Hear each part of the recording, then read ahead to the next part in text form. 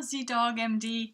I am one of your fans. I've been watching you for a few years now and really have wanted to reach out to you because I love what you do and I think it's fabulous. And I am not necessarily in the healthcare industry. I've been a patient in a hospital, know it from that point of view, but also have worked with leaders of hospitals, chief nurses, etc., and know a bit about how people work together or don't work together very well within a healthcare industry setting. Now, I wanted to come to you to see if you would consider this idea, because I think I work in with the same intent to bring about a more humanistic, not only healthcare model. I work in a kind of a broader perspective, an organizational or societal model. That's what I look at. I work in organizations as an external person, and then the last 10 years as an executive coach, as someone who goes in and works with leaders and teams in a company, an organization, a hospital, etc. I've noticed a few things, and I think that if we don't change these core things, I just wonder how we'll ever be able to get to healthcare 3.0 or all the other kind of more progressed environments we want to. Okay, so I'm going to be very simplistic here, and I'm going to say that we start as children, pure, whole, and complete, creative, adapted, resilient, trusting, open, in the present moment, creative, really, really amazing. And if you or I or any of us have like 3 or 4 or 5-year-old mentors, we will see how to tap back into that amazing mind. And so what we do is we take ourselves and we put ourselves through specific contexts. And in our world, it's an industrialized education system that teaches us through reward and punishment to focus on what seems versus what is, or what's good versus what's bad.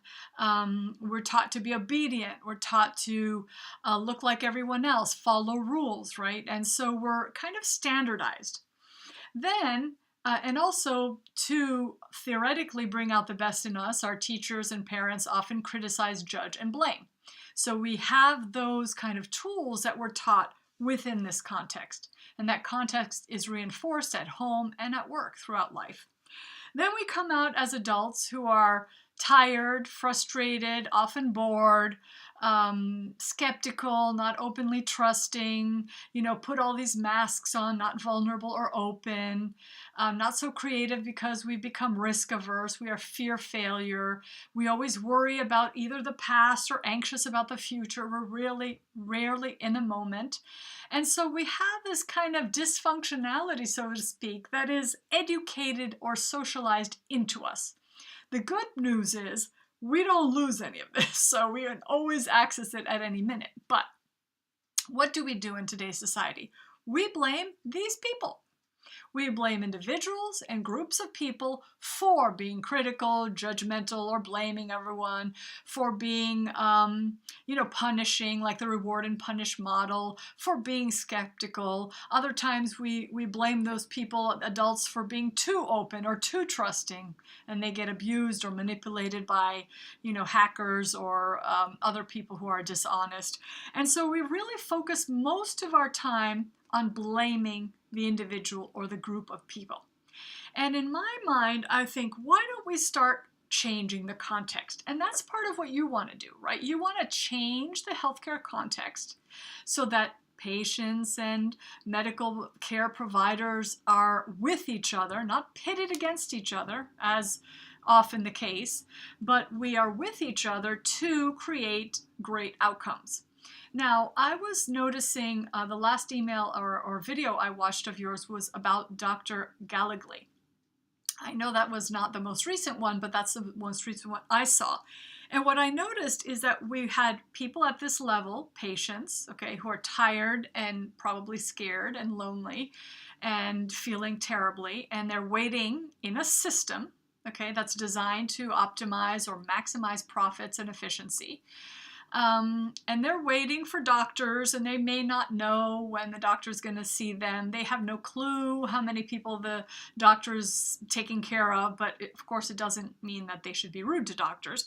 And doctors, of course, are overworked they're trying their best to work quickly, but also be careful with their patients. And so we have people pitted against each other here. And the context of what holds the healthcare industry, as an example, in place is not discussed.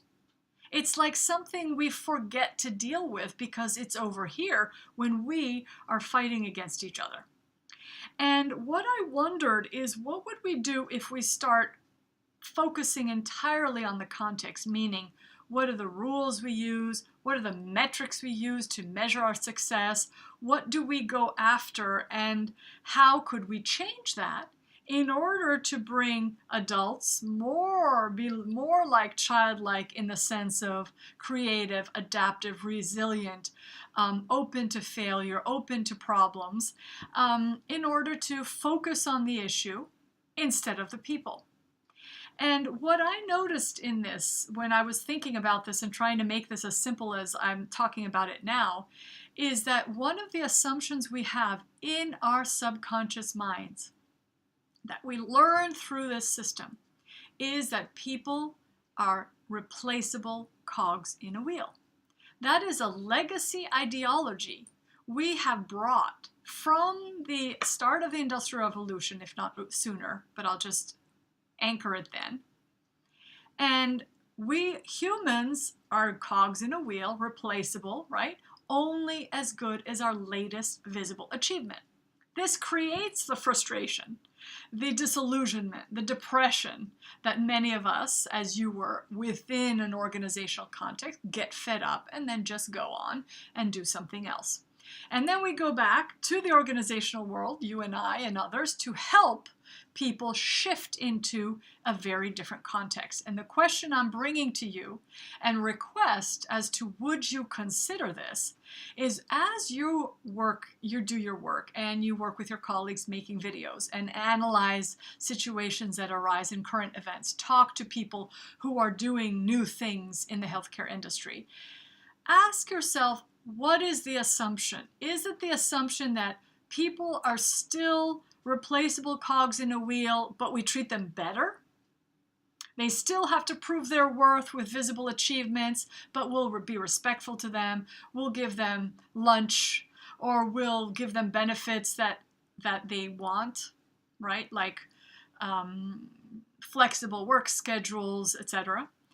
Or are we really seeing people as humans with inherent value and unlimited potential?